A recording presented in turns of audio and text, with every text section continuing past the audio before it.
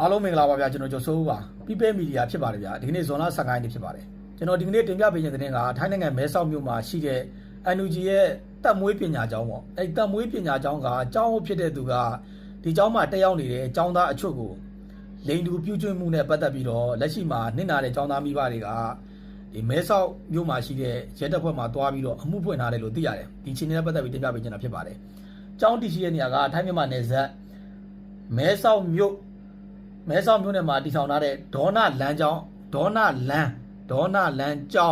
အမည်ရှိတဲ့တပ်မွေးပညာကျောင်းဖြစ်တယ်ဒီကျောင်းကိုအုပ်ချုပ်တဲ့သူက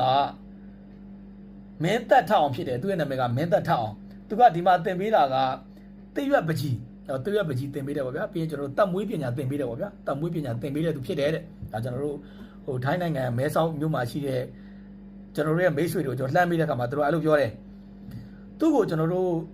သူ့ကိုကျောင်းတည်ဆောင်ပေးတဲ့သူက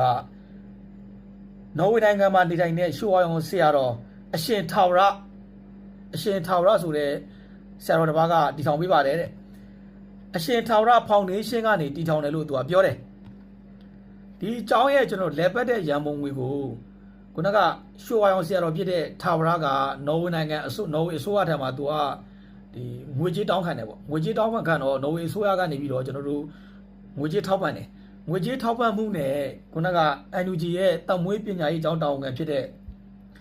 မင်းသက်ထောက်အောင်ကအဲ့ဒီမှာကျွန်တော်ကလေးငယ်တွေကိုခေါ်ပြီးတော့တပ်မွေးပညာသင်ပေးတယ်ရခင်ကဒီကျောင်းကိုတက်တဲ့ကလေးငယ်တွေကကျွန်တော်တို့အချိန်ပိုင်းသင်တယ်အချိန်ပိုင်းသင်ပြီးပြန်ရတယ်နောက်ပိုင်းမှာသူကဘာလုပ်လဲဆိုတော့ဒီကလေးငယ်တွေကိုဒီကျောင်းမှာပဲကျွန်တော်တို့ကျောင်းသားပေါ့အဲကျောင်းသားပုံစံနဲ့ထားတဲ့အချိန်မှာသူကဒီကလေးငယ်တွေကိုသူကလိမ်မှုကိစ္စကျူးလွန်တယ်ကျူးလွန်တာကကျွန်တော် main ကလေးငယ်တွေကိုကျူးလွန်တာမဟုတ်ဘူးတဲ့ဒီယောက်ျားလေးတွေပေါ့ယောက်ျားလေးတို့သူကလိန်လူကျူးလွန်တာဒီเจ้าမှာတက်ရောက်တဲ့သူတွေကိုလိန်လူကျူးလွန်တာလက်ရှိကျွန်တော်တို့ဒီကိစ္စနဲ့ပတ်သက်ပြီးတော့မဲဆောက်မှာရှိတဲ့ရဲတပ်ဖွဲ့မှာသွားပြီးအမှုဖွင့်တဲ့တဲမှာကျောင်းဆရာတယောက်လည်းပါတယ်လို့ပြောတယ်ဒီကျောင်းကကျောင်းဆရာတယောက်ပါတယ်ဒီကျောင်းကကျောင်းဆရာတယောက်ကိုလည်းခုနကဒီကျောင်းကကျောင်းဖြစ်တဲ့မင်းသက်ထောက်အောင်ကလိန်လူပြုတ်ချင်ပါတယ်တဲ့သူလိန်လူပြုတ်ချင်တာကကျောင်းသား9ယောက်ကနေ10ယောက်တွင်းရှိတယ်လို့ပြောတယ်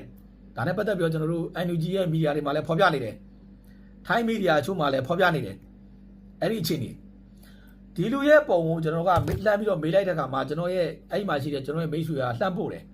မင်းသက်ထောက်အောင်ကဘလို့ရုပ်လဲဆိုတာသူကကျွန်တော်လှမ်းပို့တယ်ဒါကျွန်တော်အားလုံးလည်းသိရအောင်ကျွန်တော်ပြပါမယ်မင်းသက်ထောက်အောင်ဆိုတာဒီဟာကျွန်တော်တို့သူကပြီးခဲ့တဲ့ဒီ2021ကာလအတွင်းမှာသူက PDF KNU လောက်က PDF ဖွဲ့တယ်မှာသူကဝင်ရောက်လှုပ်ရှားတယ်